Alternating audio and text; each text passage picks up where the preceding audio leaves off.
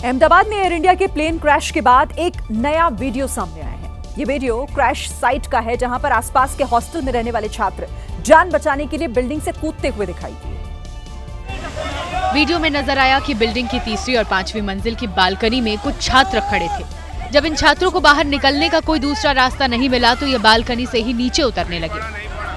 Video में ये भी दिखा कि इन छात्रों ने बेडशीट को नीचे लटकाया हुआ था ताकि उसके सहारे नीचे उतर सके।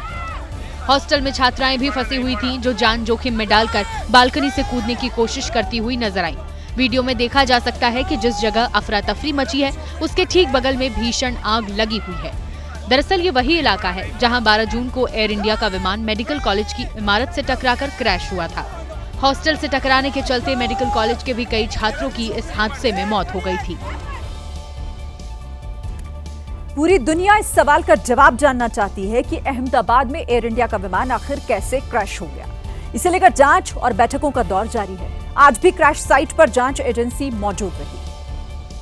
आखिर 40 सेकंड के भीतर ऐसा क्या हो गया कि विमान आसमान में जाने की बजाय जमीन पर आकर गिर गया? इस सवाल का जवाब तलाशने के लिए लगातार जांच चल रही है। इस बीच डीजीसीए ने आज एक अहम बैठक बुलाई, जिसमें एयर इंडिया और एयर इंडिया एक्सप्रेस के पदाधिकारी शामिल हुए।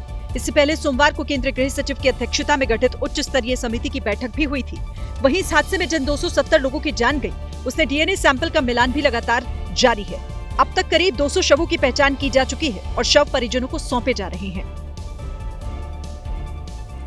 12 जून के प्लेन क्रैश के बाद आज पहली बार अहमदाबाद से एयर इंडिया की एक फ्लाइट लंदन जाने वाली थी, लेकिन उड़ान भरने से पहले ही इस फ्लाइट को रद्द कर दिया गया।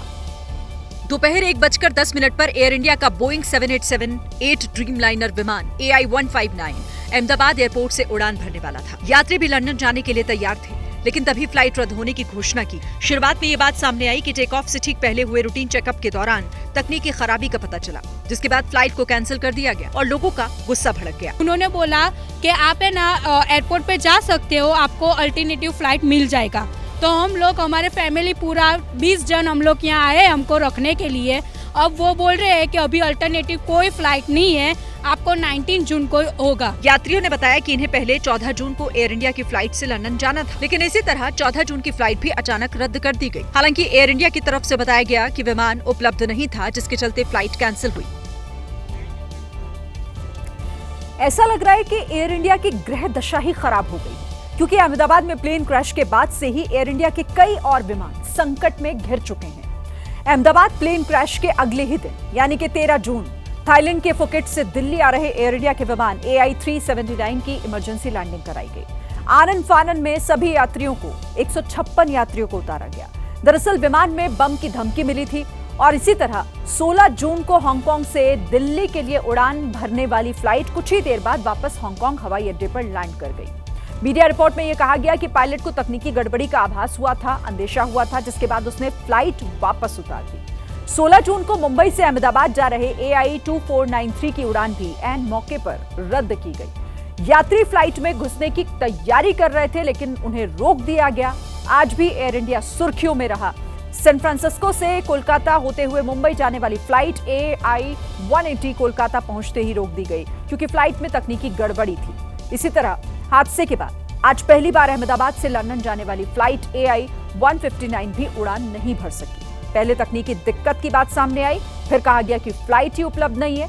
आज ही दोपहर 2:15 पर बेंगलोर से एयर इंडिया की एक फ्लाइट AI-133 लंदन जाने वाली थी, लेकिन इस बोइंग ड्रीमलाइनर की इस उड़ान को भी रद्द कर दिया गया।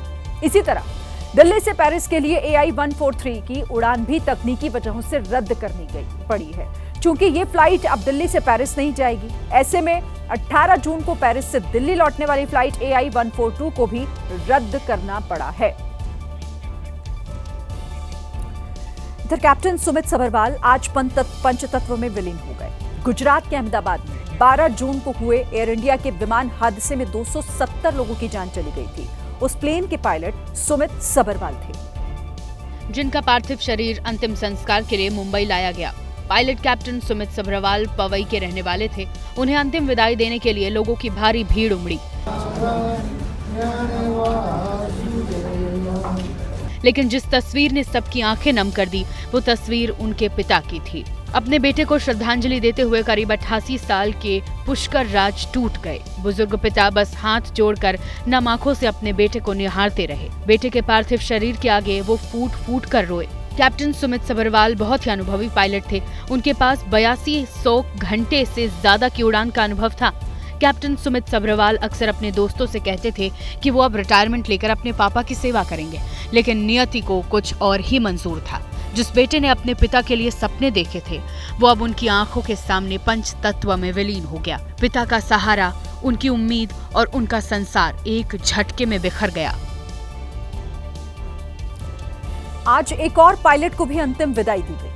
उत्तराखंड के केदारनाथ में हुए हेलीकॉप्टर क्रैश में जान गंवाने वाले retired lieutenant colonel Rajveer Singh का जयपुर के पैतृक गांव में अंतिम संस्कार किया गया। जिन्हें जयपुर में आखिरी विदाई दी गई, उनके अंतिम संस्कार में आसपास के सैकड़ों लोग शामिल हुए और उन्हें नम आंखों से विदाई दी। इससे पहले राजवीर सिंह चौहान की अंतिम यात्रा निकाली गई। अंतिम यात्रा में राजवीर की पत्नी लेफ्टिनेंट कर्नल दीपिका चौहान भी शामिल हुई। इस दौरान दीपिका चौहान वर्दी में नजर आई। उन्होंने अपने पति की तस्वीर को हाथों में ले रखा था और उनकी आंखें नम थीं। राजवीर सिंह चौहान की अंतिम यात्रा में राजस्थान के मंत्री राज्यवर्धन सिंह राठौर समेत भारी संख्या में लोग जुटे। बहुत दुख की घड़ी है, एक परिवार के लिए भी और पूरे राष्ट्र के लिए। राजवीर सिंह चौहान लेफ्टिनेंट कर्नल से रिटायर होने के बाद आर्यन एविएशन प्राइवेट लिमिटेड के लिए फ्लाइंग कर रहे थे। केदारनाथ में हुए हादसे में उनकी मौत हो गई थी।